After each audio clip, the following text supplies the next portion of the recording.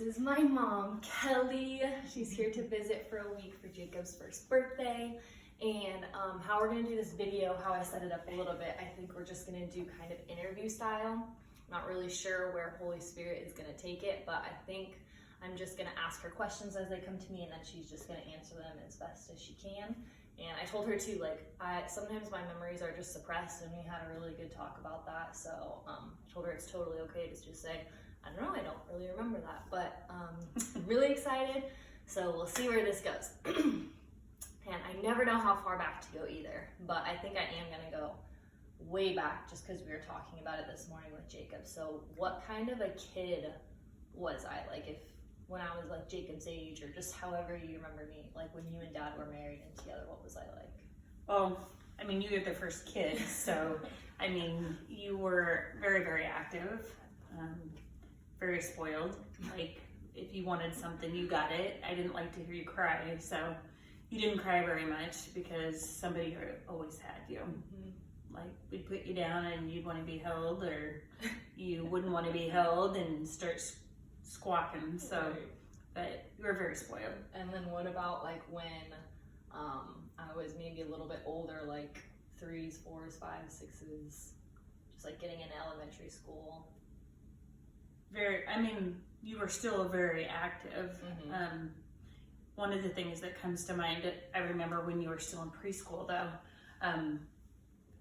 Cheryl Albright was your babysitter, and we were doing a Christmas program, and she was trying to keep everybody in order and stuff, but you kept standing up and twirling around and just the center of attention. Everybody was laughing and stuff because everybody was going really slow, and here Paige is like up front and center, like, but. And I really do think I have a video of that somewhere. I would love to see that. Yeah. I wish that I could edit it into here. And how was I like towards other kids? Like towards other kids my age, or do you remember? I remember Hope. Yeah, you were very much type A. I mean, you were the boss. I mean, you were lovey, but you definitely were the ringleader, the boss. Yeah. I mean, you really were. Things went your way. Mm-hmm. I was just remembering, like on the soccer field, holding hands with Hope, and we're supposed to be playing soccer, and I'm just going up and down. And she was on the other team, wasn't she too? Yeah. Okay, so yeah, that's kind of like, I definitely loved people, but I just absolutely. had that natural like tendency to lead since I was younger. Okay, so then going into middle school, and I was your first, so we were like besties, obviously. Oh yeah. Because I was your first little mini me, right? Yeah. Like, yeah. And you poured out yourself to me, like. Yeah, I'm trying to think. Like, it is kind of funny because I don't have a lot of memories, like of middle school. I don't either, but that's what I was going to go into. But those were the hard years. Yeah, I mean, those were the years that... We can talk about that a little bit. Yeah. House and from Ravenna. Yeah. Well, I'm not even sure at what age we moved from Ravenna back to Kearney. I know that Macy was still very small. Mm-hmm. So it couldn't have been... It probably was junior high maybe for you. Mm-hmm. And so then we moved into the new house, right? Mm-hmm. From Ravenna to Kearney. Yeah. We had built a house here. Yeah. And I mean, things were, I don't know, at times they were really good, but they were always kind of stressful. Money was always an issue. Mm-hmm. You know, I mean, the bills getting paid, and just communication about money was always hard. Yep. We didn't communicate about money. Mm-hmm. And therefore, I mean, I spent too. Like, I would spend and he would spend, and you know. And the Lord not being at the center of the relationship and our family at that time. Yep. Yeah. I mean, in Ravenna, we really did have an awesome group of people that we met with on Wednesday nights and stuff. And I mean, like Gary and Carmen Erwiller were definitely my spiritual parents, and I couldn't have asked for better people to be in our lives at that time. But I think we got busy, we had kids, and We kind of forgot it. Well, we forgot about what is important. I mean, we still went to church, but priorities were just definitely messed up. So that's a lot of good lessons in there for me to learn, and it's helped me be who I am. And then, so yeah, it was middle school, because I remember at that point you guys decided to separate. I remember waking up and then being at Vincentina's house and having had moved out. And then maybe if you want to go into our relationship, like just specifically you and I relationship after that, which I know sometimes you say you don't have a whole lot of memories of. And we moved around quite a bit. Yeah. Kind of talk about like the first time we moved out, we moved from that new house to Vincentina's, which is my aunt and uncle's. Yeah. And then from there, was it the duplex? And it was just you and me and Josh and Macy. Yep. And Dad was still in the new house right now. Yep. And then I think he went to stay with Grandpa Tom in I Greeley. And I think that's why it was so hard on you guys too, because I was in Kearney and I had you guys, and then he had moved to Greeley to be with his dad for a while. Oh, because he was trucking. I do remember that. Yeah. He was driving truck. Yeah. And so, yeah, I mean, it was just hard. I mean, once again, it was the communication and just not communicating well, and finances being in total disarray and not really communicating about that, and just expectations. So, trying to think too. And then it got to the point, you know, when we were in the new house, I'm trying to think. I don't know, there's just a lot of things that I don't remember about that. And then I do remember, like, when we bought the new house, I never really had that sense that it was my house. We made a good down payment on it and stuff, but I just always had a sense that, like, I wouldn't be living there forever. I mean, I just, you know, I knew it was an expensive house, and there were times the house payment wasn't getting made, and we were just had a lot of other things that were being bought, and yeah, it was just a difficult time. I remember you talking about just that you didn't feel like that was going to be your forever house, even though obviously you wanted it to be. You guys built that house. Oh, I loved it. I mean, it was beautiful. Perfect place, but yeah, and so then I was at the age where I was old enough to kind of know what was going on, but obviously as my mom and my dad, like, you guys were doing your very best to keep a lot of things from us. Oh, absolutely. So as a protection, you know, like out of love. Yeah. But again, communication then between my mom and I started to break down. So not only was I like kind of at the age where I was realizing like, oh, I'm not my mom, you know, like I love my mom and I love being her mini everything, but like having that independent spirit, like my mom talked about already, like trying to be independent. Yeah. I think it was like heightened at middle school. And then like secrecy is something that I just really, it's not good for me. Like I have that intuition of like something's not right, like something's not being spoken here, like there's not the full truth. And I think I really, really wanted to know that. Like there was no boundaries for me. I didn't respect the boundaries of my mom telling me like there's only like I can only tell you certain things right now, or like there's only certain things you need to know. Like I wanted to know all of it. Yeah. And so that broke down between my mom and I a lot, and I don't want to focus on that. Maybe someday we'll focus on it, but that's not what I want this video to be about. But pretty much my mom and I didn't talk for a whole year, and it was a really... You were very angry. Yeah. I mean, but you weren't, I mean, you were angry at me, mostly, I think, but you also were angry with your dad, and that's where you went to live with your friend. But I think it also was because some of the things that you were wanting to do at the time, I mean, we were trying to stop you from doing, and so that even made you more mad. Yeah. Again, trying to be parents and just being independent and thinking. I think too, a lot of it was like, you grow up with all these rules. Like my parents were amazing parents. Like we had a lot of rules, though. Like out of love, again, boundaries, love. Like this is what's right, this is what's wrong. And so I think once I started seeing some of like they're setting rules, but they aren't following the rules, but still expecting me to follow rules, which is imperfect parents. Parenting imperfectly, like that's me and Evan right now too. We're doing our very best, and I'm so thankful I'm a mom now because I see things so differently. But I think a lot of it had to do with the rules without the relationship. Like, we had a lot of rules, but then the relationship was dwindling because we were in crisis mode. Right. And so we just kind of quit talking about things, but we still wanted to implement the rules.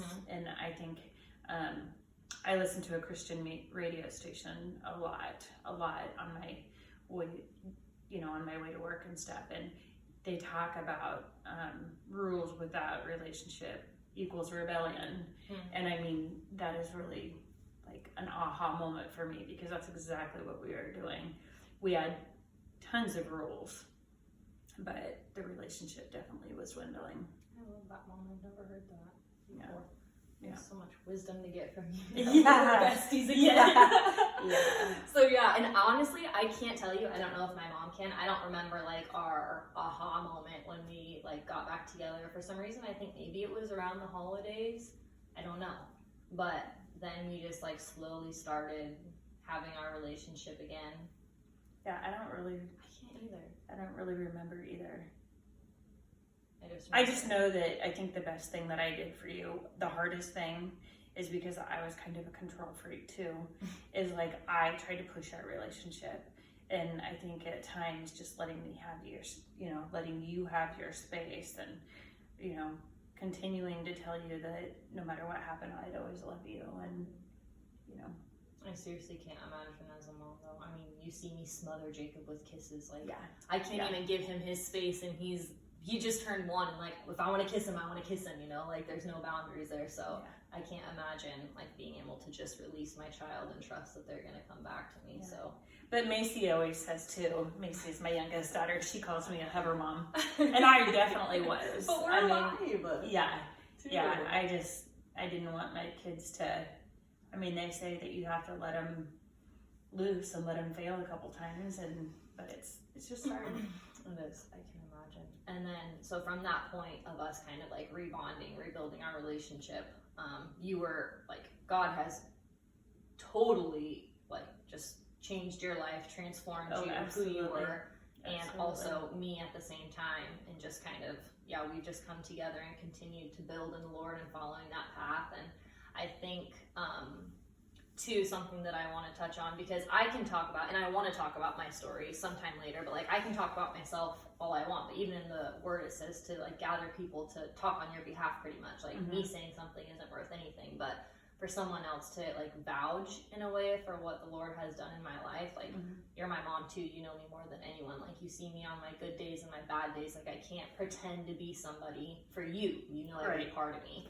Right. So I guess maybe just discussing a little bit, you talked about like the control, the type A, all of that stuff, not that it's gone now, but like what's kind of the transformation that you've seen just through my trips to like where the Lord has taken me, like actual physically, like to Panama and Haiti and Costa Rica and Africa and all those places, but also just like on a spiritual, regular, like wake up in the morning, things not going my way, and how I act versus how I would have acted maybe. Well, that type A personality, when I say type A personality, like, there's type A and then there's type A. You definitely were that. I was. Yeah. To the point, like, if you, for instance, we were downstairs watching movies one night, and we ended up starting the movie before Paige was ready. She was upstairs doing some stuff, and she came down and she flipped out. Like, the whole house was scared when Paige was around, because you never knew really what was going to set her off. And this was my stepdad's house too. Yeah. Like this was. Yeah. And if you set her off, it was just like nobody wanted to say anything. It was just like, oh gosh, let her calm down. But it's funny. I think the trips, I guess the way I would kind of explain it is each one of those trips just chipped away part of that hardness away. Like, it was softening you. I remember when you came back from Haiti, you were just, you were broken. You were just seeing those kids and just the way people lived, and it was really almost hard for you to come back and be with us, because you had seen like how much hurt there was there. You would talk about like their lifestyles and the way that they lived. And almost, I think I would say you almost felt guilty, like coming back, and you would shower and I would come in there and you'd like have the water off in between like washing your hair and shaving and stuff. And I'm like, what are you doing? And you're like, Mom, these other parts of the world, just, they don't have the water. Like they have to go. And it was shocking to me too. Like that, you know, I guess I learned through you. So, I mean, in each one of those trips, you know, going to Costa Rica, you lived with a family that spoke mostly Spanish.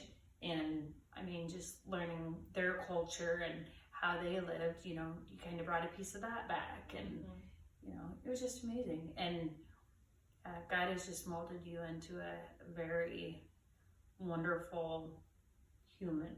And, you know, I mean, you've done a 180-degree turn from where you used to be. I mean, I loved you just as much then as I do now, but I mean, it was difficult. I mean, we almost had to prepare for when Paige came, right. You know. Right. And I just remember when you very first came back, we still were on edge and stuff, and it's like, I don't even remember, you were only back for a short time, and I was like, oh my goodness, it's a miracle.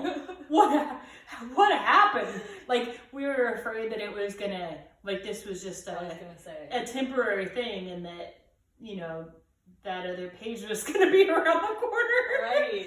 But just wondering if it was gonna last. But it's amazing. I mean, God is good. Right. I mean, He is. And we all have stuff like that. Yeah. I mean, I even remember being young. I definitely had some attitude and stuff that. And it's not fun. Like, I remember it's not fun to feel that way. Like, and yeah, not throwing anybody else under the bus, just like I observe other people now, and I still struggle with it too, but I observe other people and I have compassion because I remember how it felt to be like stuck in this body. It's almost like my emotions would just take off and I couldn't catch up to it. Like I was just like, oh, like that's the only way I can explain it. Like I just had so much anger and so much rage and I was so frustrated and like I just wanted to be mad and I just wanted, I don't even know what, I wanted to like crawl out of my skin. I wanted to not be me. Like I remember thinking like if I was somebody else, I would be so much different. But it's like, I'm only me, so why can't I just be so much different?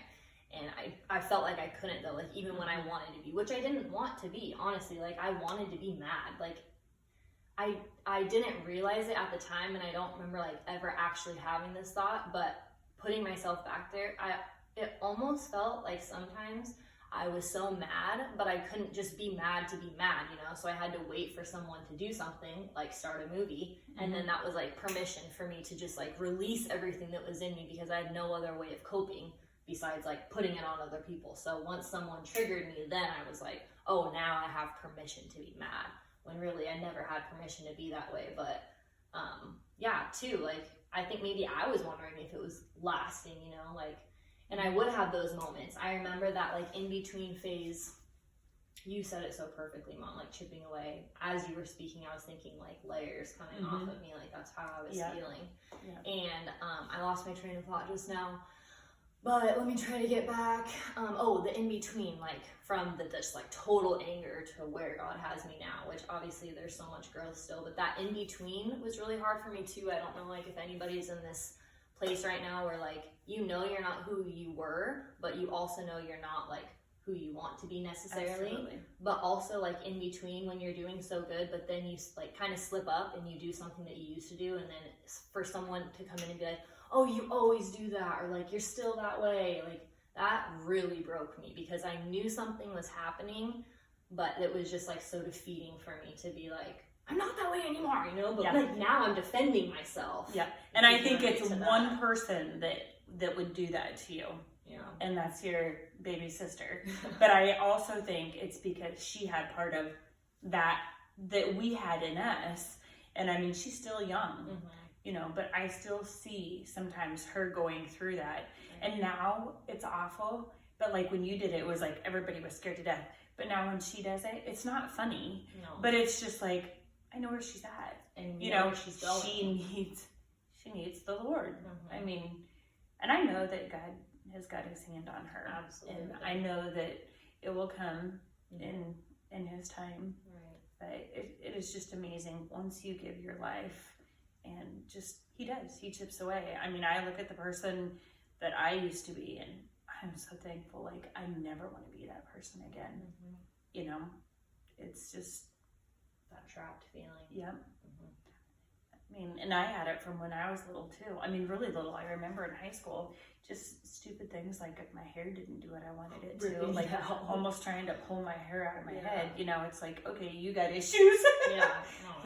I can totally relate with that. Yeah. So then, kind of to move on, that was absolutely perfect. Like, it's good for me to relive too, because I don't live in that place anymore. Yeah. But it's still good for me to remember, because that's still me, you know, like no matter how much I've grown, like that's still a piece of who I am. And it's good for me to remember that, to carry forward. Because like you said, you can lose sight, you can be on fire, and then like it's life. We have a long life. We say it's so short, and it can be, but also like 100 years, you know, potentially we can live to be 100 now. Like, that's a lot of time to stay focused. So I don't ever want to forget like where I've came from and who I have been and who I have the potential to be again. But then, so Hawaii was another one of my big trips. Like, God totally was chipping away at me. And then Hawaii, I'm excited to tell you guys that story, because again, like I just touched on it last time. Like, I was never supposed to be there and all these things, but that's where God wanted me. Like, my husband was there for me. And everybody was like, okay, is this Paige talking, or is this really God speaking to her again? But you guys did have a piece, because there was a trip. There's one trip I was supposed to go on, and my whole family was like, Paige, I don't want you to go. And I didn't go. Like, that was God too. That was a total God moment, if you remember that. Yeah. And so, that was God working on me again, softening me. Like, I was so used to like, oh, I think I'm gonna go, I'm going. I think I'm gonna go, I'm going. But this time God was kind of like, okay, can you be obedient too? And so I was like, I think I'm gonna go. And it was everything I wanted, you guys. Like, bees, plants, in the mountains, like everything I wanted. Horticulture, like everything, holistic. And my family was just like, Paige, I cannot explain it, but like I don't, especially my mom, like I don't think this is where you need to go next. Just hear me out. Like, she was just like totally bracing everything. Like, I know you're not going to want to listen to me. Like, she went on for so long. Awful. And then finally, like after I even spoke, I was just like, okay, Mom, like if that's really how you feel, and I think I can feel you on the other side of the phone. Like yeah. Paige, is this you? Like, are you on drugs? Did you really say that? Where are you right now? Who's with you? When I was at Grandpa's house, I was at Papa Tom's. Yeah. So yes, that was like just kind of a preview. So then coming to Hawaii was another one of those like, oh my gosh, like this could be, she could go to Hawaii forever, but everybody had peace about it, which was kind of like my telltale sign.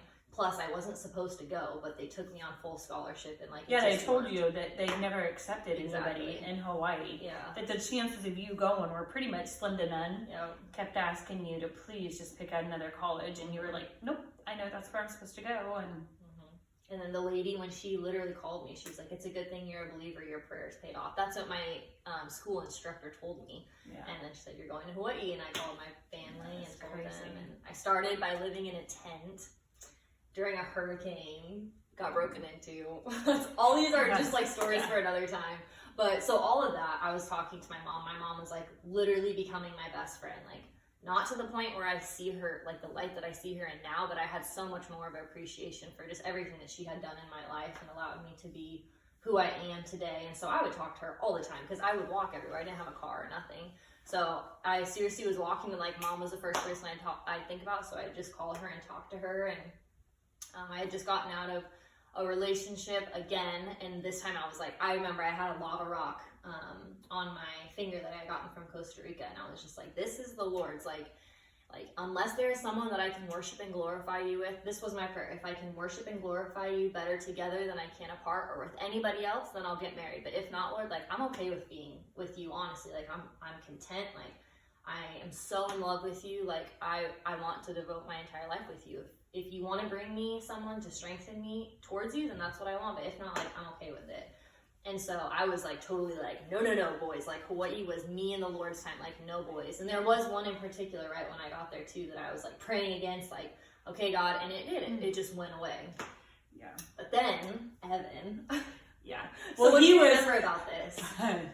You would talk about him, but he was just kind of, he was a friend. You'd always say, oh, he's just a friend, and he's kind of annoying, and because not like as an annoying person, but very much like he's so cute, and like all the girls loved him. Like he is just this talented, and so I think too that was kind of the I don't know if like control type A comes in, but kind of like the, oh, everybody wants that. Well, I don't. You know what I mean? Kind of. I do. So I think that's where that came in. Right. Just being honest. Yeah. But keep going.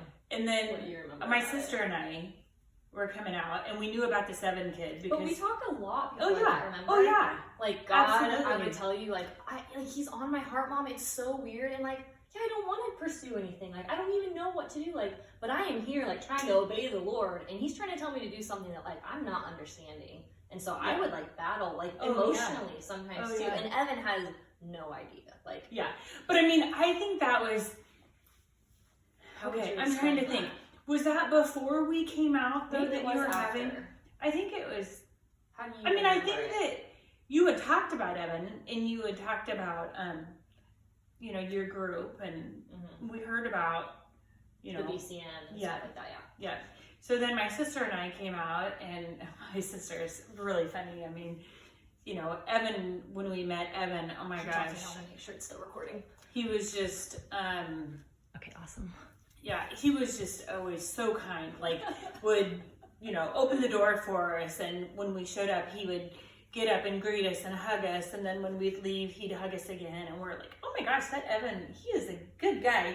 Paige, he's really cute, and my sister's like, oh yeah, Evan, she would just be like, Evan and Paige, and it was funny because Paige was like, oh, it's not like that, we're just friends, he's just a good guy, I mean, we're just friends, and but then I think it was when I went home, and then Paige kept saying, things that she felt like God was telling her, and I mean, honestly, I already loved Evan. I mean, my sister and I had already been like, okay, Evan's good. Like, that's, I mean, I really honestly didn't think that when she called me and said that she felt like God was speaking to her and that she was supposed to marry Evan, and she said that they were only friends, I was like, what in the world? I think it just like hit her head, or I didn't, because I mean, anybody who's been married, like that's a commitment, that's a life commitment.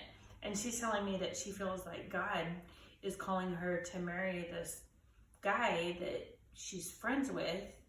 And then, I mean, I knew that Evan had a girlfriend, and I was just like, I was in shock. I didn't even know what to think. I was like, what is she getting herself into? And, try not to doubt God, because I know God, I mean, God is a big God, and if He tells you to do something, you best do it.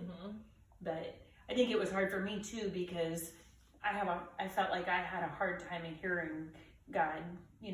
There's been certain times that you kind of feel that nudge, and, you do it, and it feels right. But I think we can still sometimes doubt, okay, was that just me, or was that you? And so. And you were growing so much spiritually in that time too, if you remember. That was like, there was days that I was struggling, because I was like, I think I'm supposed to be in Hawaii, and I thought I was supposed to live in a tent, but then it got broken into, and now I'm homeless. And I was like, I'm pretty for sure God told me to come here, but now I'm pretty for sure I don't really know. And my mom at that point was like, just being my rock. Like, I remember you in the mornings, you were like on fire. I was just like, again, broken. Like, again, another trip, God was just like taking me out of me and putting in Him through my mom, honestly, a lot at this time. Like, I would just call her in the mornings because I would need like some of her fire. And she'd be like, I was on my knees this morning praying, and I asked the Holy Spirit to fill me, and like, you are going to have a good day. And she would just be going off. And I was like, when did this happen, Mom? Like, this is incredible. And so then I'm just smiling on the way to school, because my mom is like totally just excelling in her spiritual life in a way that like I've never heard my mom talk before and pray. And I was like, well, I'm going to get on my knees and tell the Holy Spirit to do that for me. And like, I laugh about it, but it was just exactly what I needed in that season. And so there was a lot of things too that I felt like, I don't know what a socially acceptable word is. I didn't feel like we're logical, I would, if I told anybody else, they would think that I wasn't sane, like that I wasn't thinking things through. I wasn't being logical. I wasn't thinking about this practically. And my mom was thinking those things too, but when I was talking on the phone with her, it was just like Holy Spirit would bless that, and she would say, Paige, I don't understand this, but I'm gonna pray about it, you know. And she would have that piece of like, I really don't understand this, but if that's what you feel like the Lord is telling you, like, you need to keep following that, like, you need to keep taking those steps. Like, I don't get it either, but like, don't disobey him, like, don't like act like this is nothing. Like, she was just, you were really reassuring for me. And so then, yeah, we'll skip forward. We got married. Yeah. And then I came home to visit for a little bit, and Evan came home too, remember, to meet you guys. Yeah. And so before he came though, this is something I'll talk about in another video too. I just want to like put it in really quick because this transitions into my mom being a grandma. And it's kind of a heavy thing to just drop. So I guess kind of like a trigger warning for anybody. It just is talking about a miscarriage. But I was sitting at home, I'm at my dad's house, and I was just sitting outside. And I must have just been in prayer, or I don't know, I'm coming from the island, so I'm used to spending a lot of time outside, kind of a decent amount of time by myself, which is so weird to think about now that I'm a mom. But I was just sitting out there, and I had this, I don't know if premonition is like the right word, or vision. It was more of a feeling. It wasn't like a spoken word or anything. Like a daydream kind of. If you have a daydream, but a weird one. And I just had this overwhelming feeling of like, I'm gonna get pregnant, but I'm gonna lose my first baby. And I didn't understand that. I was like, why? Like, why would I just randomly think of that? And it wasn't just like, oh, that was a weird thought, and then I just like carried on. It was like, I need to tell a couple people this and then carry on.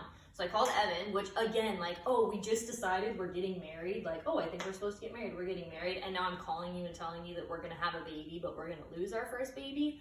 Like, it's just all very strange, but it was like in the spirit, you know? Yeah. And so he took it with peace and was just like, okay, I don't really understand that either, but thank you for telling me. And then I told my mom and I told my dad. And then after we got married in Hawaii, and the whole family was there, we went on a trip to with YWAM.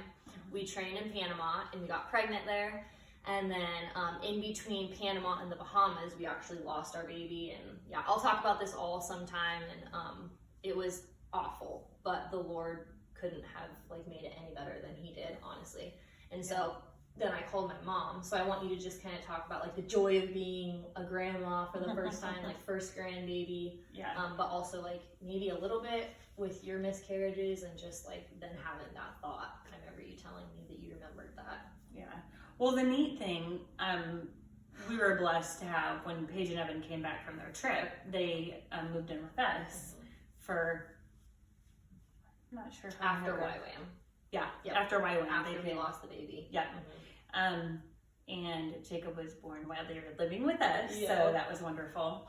But I don't know where I was going with that. There was a lot that I asked you all at once. Maybe you can just go back to like you remembering that thought, like having that in the back of your mind. Yeah, after the miscarriage and stuff, you know, my heart was just so heavy for them, because I've had a couple miscarriages myself, and I just remember that, I mean, everybody's like, oh, people, you know, it just happens, people have miscarriages, but you're thinking, I'm not just people, like, I lost a baby, I lost a human being, and it's just devastating. I mean, it is just so devastating. But I also, in the back of my mind, always remembered like Paige saying, you know, when she said she thought she was going to have that miscarriage. So like, even when she told me she was pregnant and she was over there, that was always in the back of my mind. Like, you know, I just hope that baby's okay. And, you know, so then when she told me she had a miscarriage, it was almost like, I mean, I don't know how to explain it. I wasn't at peace. I wouldn't say that, but it was almost like forewarned me also, like that, I don't know, almost prepared me. Yeah, like prepared me, like, you know, she's gonna need consoled, she's gonna need to be comforted, like, you know, if as much as words can comfort, you know, to just love on you and try to give you that peace and let you know that it's just a season. It's another one of those seasons that you grow through. And then it was only a couple months, wasn't it? Yeah. A couple months, and then she thought she might be pregnant. We went and bought a pregnancy test, and it was positive. I was like, oh no, and I don't know why I always do that. I always like downplay everything. Yeah. God's definitely renewing me from that. But it was on Mother's Day, if you remember. And you Yeah. were like, oh, we're going to get, like, I'm going to buy it. We're going to get a pregnancy test. And then it ended up being positive. And then we wanted to take another one just to make Yeah. sure. We're like, oh, we better make sure that's right. So. Because, yeah, at this time, like, Evan and I, we did not know it was COVID, first of all. Oh, yeah. We thought it was a joke when we came back because we were like, there's no COVID in the Bahamas. Like, what are you guys talking about? Like, Evan's dad came and he said that Evan's mom was like making him spray this stuff on the bed. And I was making fun of him, honestly, because I was like, what do you mean spraying stuff on the bed? For what? But like, for COVID, like, they were being careful. This was a real thing. And Evan and I were just being reintroduced into society. So we were like, can we live with you guys for a while? Like, we don't know what we're doing next. Yeah. And then all of a sudden, like, oh, we don't know what we're doing and we have a baby. So it was like, maybe talk about that, like, so excited to be a grandma, but also like the fear of knowing what hard times looks like. Like, we're newly married, we're having a baby, we don't have a home, like, we've been through a broken family, like, maybe just your joy and your fear for us. Well, another thing too that was huge when Paige and Evan had come back, they were both on fire. I mean, just hearing their life stories and just hearing what they had gone through and, you know, their help, what they did in the Bahamas, and just, it was amazing. And of course, you know, my husband and I, we never really, I mean, I know that I'd open the Bible and read it sometimes and stuff, but every morning Paige and Evan would get up and sit up at our bar and read the word together and stuff, and it was just so awesome. And then before I knew it, I mean, my husband and I just kind of started doing the same thing. Paige would have these awesome talks with my husband and I, and just, I knew that they had something that we didn't have. And by just watching how they interacted with each other and just reading the word together, and I mean, reading it together but separate, like they would sit by each other and they would be reading it and stuff, and I would hear them kind of talking about certain things like out of the word, and it's just one of those like, God, they have something special. I want that, you know. And you see people interacting like that, and it's like, you didn't see that very often, and they just had a connection. And I mean, it was God. It was definitely God. I mean, God had brought them to our house. I'm very, very confident that he brought them to our house because we needed the word. We needed to see the word lived out. And you guys were an awesome, I don't know the word that I'm trying to say, but I mean, we seen you guys represent how God would have us live. And today we continue to pray and we continue to read the word, and just seeing my husband grow has just been so awesome. I mean, he is turning into a wonderful man of God. Absolutely. I am so proud of him. And a farmer. That's the cool part, is like, I want to encourage Steve all the time too. Like, I want to be a farmer. Like, God uses farming in the Bible so much, and like, we read it and like, we get it on a level, but then Steve reads it and like, that's his life. Like, he is a farmer. Like, he knows what it means to have faith, to plant the seed, and like, I have no idea what's going to happen, and there's nothing I can do besides worry, but then the word tells us not to worry. Right. So like, even the things that we battle with, like, I feel that Steve battles on a totally other level because and I know his self-esteem has gotten so much better since he's been reading the word. And, you know, because I think sometimes in our occupations and stuff, we think, oh my gosh, I didn't have to go to school for that. Oh my, I mean, farming, I mean, they're a doctor, they're a vet, they're I mean, horticulturist. I mean, they have so many titles, and I mean, he is much more wise than anything. And then he gives himself credit for. It's been just amazing. And then, so from there, we're pregnant, exciting, and then we actually have the baby. Oh my gosh. So to see you guys become grandparents now, maybe talk about like that season and how that's been. And Steve's just, we got to live with them for the first 4 months. So they saw Jacob every single day for the first 4 months of his life. And maybe talk about that and being a grandma. Yeah, it is so awesome being a grandma. I mean, to just be a grandparent and see that little thing, like, you're like, my kid had a kid. It's just crazy, because you just always think of your kid still being young, you know, like, it's amazing just to see that little thing running around. And I laugh a lot because I just sometimes see how active he is and how he just goes 100 miles an hour and some of the facial expressions he makes. And I'm like, Paige, this is like you. Like, you see what he's doing? This is how you were. You know, I mean, you try to explain it to them. Of course, they were little. They don't remember anything. And now you have this other little one just going 100 miles an hour like a little Tasmanian devil ripping everything, you know, apart. It's just cool. And maybe just like the transition, almost like the curse, but also how you can see it differently now. Like, just as a mom, the things that you worried about, and as a grandma, the things that you laugh about. Like, just that, like, subtle transition. Or not even subtle, like, it's pretty dramatic. Yeah. And how you've helped me in that area, honestly. Just like, hey, this is a little thing, just let it be little and enjoy it. Yeah.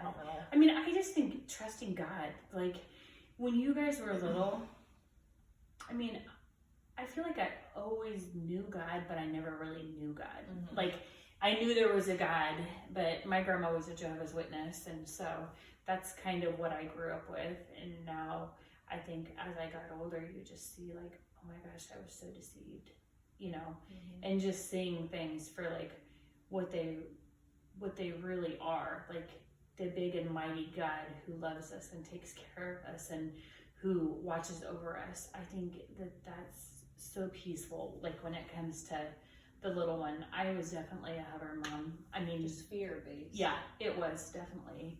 And just to know that we have someone who's with us all the time, that is protecting us, and just the power of prayer. Mm-hmm. I mean, just pray constantly, and it's just been awesome. And even just your busyness, like as a mom, the busybody that you were, and as a grandma, like, you're getting cramps because you're crawling on the floor with Jacob. Like, you just realize, you just realize what's really important. I mean, and you look back, like when you guys were kids, I was so busy trying to clean the house and do all this stuff. I guess just looking back, I wish that I would have been more laid back, you know, able to play with you guys more than I did. I mean, I played with you, but not like I do him. Like, mm-hmm. I'm here and the whole world is just kind of shut out, and it's like, oh, we don't have to go anywhere. I'm just here with Jacob and playing, and so. And maybe too, what came to mind when you were talking is like boundaries. As we get older, like, you've created boundaries for yourself, you know, like you are becoming too an incredible woman of God. Like, you took care of your husband, you know, like, I love you, babe, this is where I'm going, this is where I'm going to be. Like, I hear you on the phone with him and telling him how much you love him and encouraging him. So like, that part of your life is taken care of right now.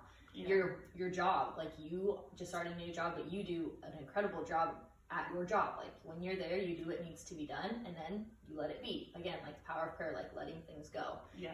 Your house right now, like, you cleaned it, you cooked, you did everything you need to do, now you let it go. And those are your boundaries, and now you're here. And not just to watch you be present. Like, you could be worrying about your job, you could be worrying about your kitchen, you could be worrying about your husband, which you do, like, to a healthy extent, your husband. Right. But really, like, you are here. All of you is here. Your mind is here, your heart is here, your body is here, and that is rare. And to be able to see you do that as a grandma and as a mom too, it's not just for Jacob, like you said. Well, like, you've seen it my whole life. I mean, I would have Christmas or whatever, but I would be there, but I really wasn't participating because I'd be so busy cooking and cleaning and doing all this stuff, which is really still a boundary that I do. I mean, stuff it's hard because I do love to cook and do that stuff, and I just want it to be good for you guys. So, and that is your heart and everything, is just for it to be good for everybody else, you know. I think maybe in one season, and maybe I'm just talking for myself more, but like, maybe in one season it was more like you can hide behind cooking and cleaning. Like, you don't have to like fully show yourself to other people, especially when things aren't going good in life. But now, like, your heart really is like, oh, I know that this is their favorite dessert, and like, oh, I know, really, like, the cleaning, you've let it go. Like, I've seen you at the holidays, you've literally specifically said, like, this is just the house and this is where we're at right now. But you do, like, oh, Evan loves chocolate chip cookies. Like, you love to serve people, and that is a trait of a godly woman, and you are doing that, you know. And so for me, it's been huge for me to be able to see and continue to remember, like, that Paige, that's a little thing. Like, don't be a busybody. Don't be like all around all the time, because he's only going to be small for such a short amount of time. Oh my gosh, he's already a year. I know, in a day. Yeah. And I needed that those first 4 months, because you would come into that room, like when I was just breastfeeding for the 100th time of the day, and just sitting there and just being like, Paige, it's going to be okay. Like, it's not going to be this way forever, you know? And I would be worried. It is like a curse. Like, it was like transferred down, and we worked together through the Holy Spirit to just break that. Like, I don't want that for my family. I don't want that for the rest of our generation. Yeah. I don't want that for Macy. I don't want that for Josh. Like, and I truly do feel that the Lord has been allowing us to just like cut that off. And I know I got it from my mom. Yeah. Oh my gosh, my mom was exactly that. I mean, my mom was a wonderful woman, but absolutely. I mean, she had 4 kids. So, I mean, she was used to just, young.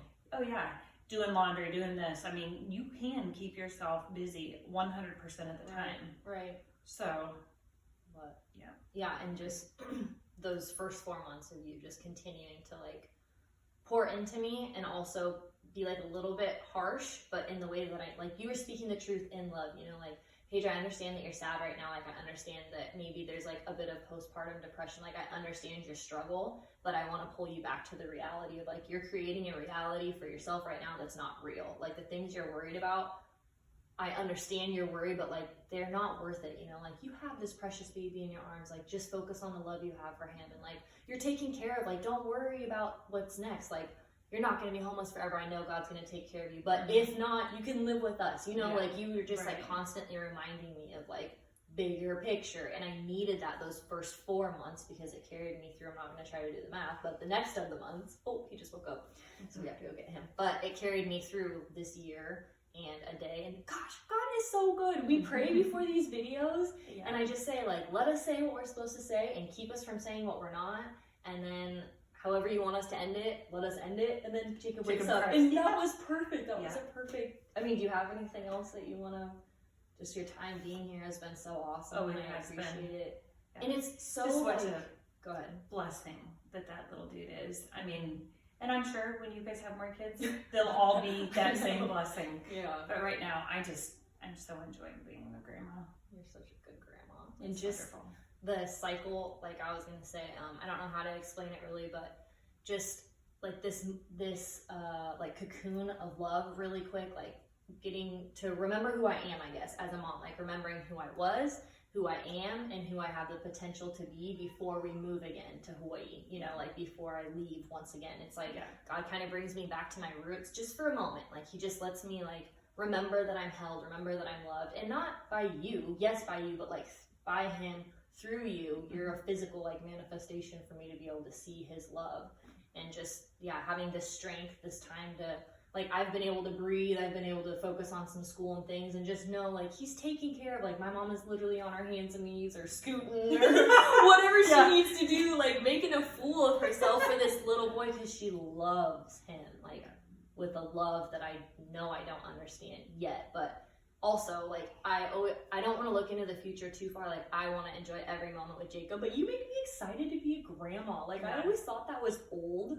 But, like, just watching the peace that my mom has, I'm like, you, like, don't have the responsibility, you know? You just get to, like, hang out. I'm like, oh, sorry.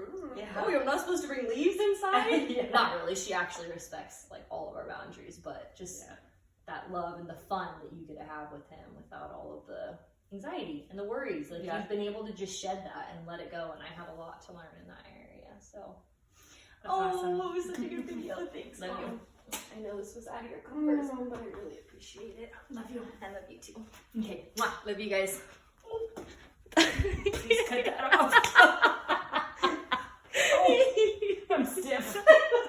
That part that's not so good about being a grandma.